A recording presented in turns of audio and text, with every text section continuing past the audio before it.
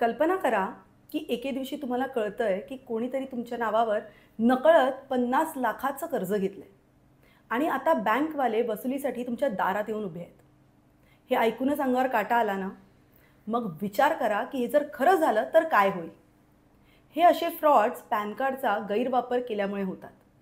ते कसे आणि ते होऊ नये म्हणून काय खबरदारी घेतली पाहिजे हे मी तुम्हाला आजच्या व्हिडिओमध्ये सांगणार आहे.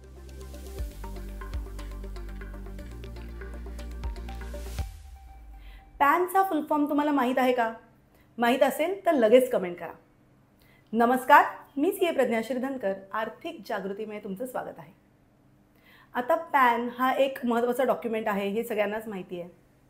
आपण हा आयडेंटिटी प्रूफ म्हणून सुद्धा वापरतो. पण त्याचबरोबर बँक अकाउंट ओपन करण्यासाठी, कर्ज घेण्यासाठी किंवा इन्कम टॅक्स रिटर्नसाठी सुद्धा हा वापरला जातो. थोडक्यात काय तर आपल्या सगळ्या आर्थिक ट्रान्झॅक्शन्सचा रेकॉर्ड हा पॅनवर केला जातो. पण तुम्हाला माहिती आहे का की तुमचे जे काही पॅन कार्ड आहे म्हणजेच तुमच्या आर्थिक जीवनाचं जे काही साधन आहे हे तुम्हाला धोक्यात आणू शकतं. अलीकडे पॅन कार्डच्या मिसयूज होण्याच्या घटनांमध्ये मोठ्या प्रमाणात वाढ झालेली आहे.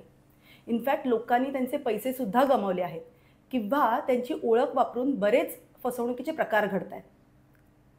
आता बऱ्याच प्रकारे पॅन कार्डचा गैरवापर केला जाऊ शकतो.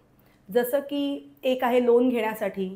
आता समजा एखादा माणूस तुमचा पॅन नंबर वापरून किंवा पॅनची इन्फॉर्मेशन वापरून एखादं कर्ज घेतोय आणि तुम्हाला त्याबद्दल काही माहितीच नाही आहे, पण बँकवाले त्याची रिकव्हरी करण्यासाठी कोणाकडे आले आहेत? तुमच्याकडे आले आहेत. त्यामुळे त्या कर्जाची परतफेड करण्याची रिस्पॉन्सिबिलिटी तुमच्यावर येऊ शकते.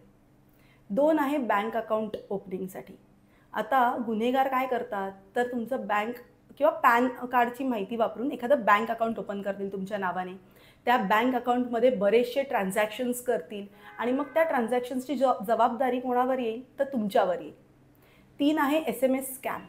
आता आजकाल बऱ्याच जणांना तुम्हाला SMS येतात. त्या SMSमध्ये एक लिंक असते तुम्हाला तुमचं पॅन कार्ड अपडेट करण्यासाठी. आता तुम्ही जर त्या लिंकवर क्लिक केलात आणि तिथे OTP सबमिट केलात तर कदाचित तुमच्या बँक अकाउंटमधनं पैसे वजा होऊ शकतात.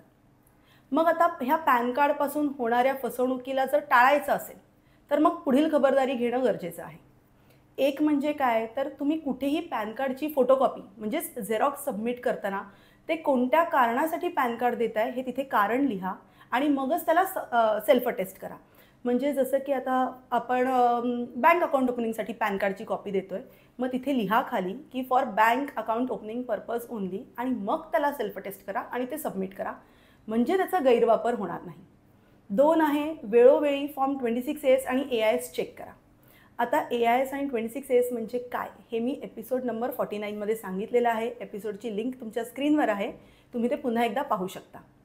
आता हे जर तुम्ही फॉर्म्स जे आहेत ना AIS 26A हे वेळोवेळी चेक केलात तर तुमच्या पॅनवर जे काही ट्रान्झॅक्शन्स होत आहेत ना ते तुम्हाला लक्षात येतील. आणि 3 आहे तुमचा सिबिल स्कोअर. आता कुठलं बँक अकाउंट ओपन झालं आहे तुमच्या नावाने, कुठलं लोन घेतलं आहे, क्रेडिट कार्ड घेतलं आहे, ह्या सगळ्याची माहिती तुमच्या सिबिल स्कोअरवर दिसते. त्यामुळे वेळोवेळी निदान वर्षातून एकदा तुमचा सिबिल स्कोअर चेक करत जा. तुम्हाला जर कुठलं लोन तुमच्या नावाने घेतलं असेल कोणीतरी चुकून तर पुढच्या वेळेस लोन घेण्यात अडचणसुद्धा येऊ शकते. त्यामुळे ह्या सगळ्या खबरदारी घेणं फार गरजेचं आहे. आता समजा तुम्हाला आढळलं आहे की तुमचा पॅनचा गैरवापर झाला आहे. मग तुम्ही काय कराल तर त्यासाठी तुम्हाला टॅक्स इन्फॉर्मेशन नेटवर्क ह्या पोर्टलवर जायचं आहे. ह्या पोर्टलची लिंक मी कमेंट बॉक्समध्ये दिलेली आहे. आता ह्या पोर्टलवर गेल्यानंतर तिथे एक लेफ्ट साईडला वरती कस्टमर केअर म्हणून ऑप्शन आहे. ह्या ऑप्शनला क्लिक करा. त्यामध्ये कंप्लेंट आणि क्वेरीज म्हणून एक ऑप्शन आहे. त्याला क्लिक केल्यानंतर एक कंप्लेंट फॉर्म ओपन होईल. ते तुम्ही डिटेलमध्ये तुमची कंप्लेंट नोंदवू शकता आणि तो फॉर्म सबमिट करा. त्याचबरोबर जर फायनान्शियल फ्रॉड झाला असेल तर सायबर सेलमध्ये सुद्धा ही कंप्लेंट नोंदवा.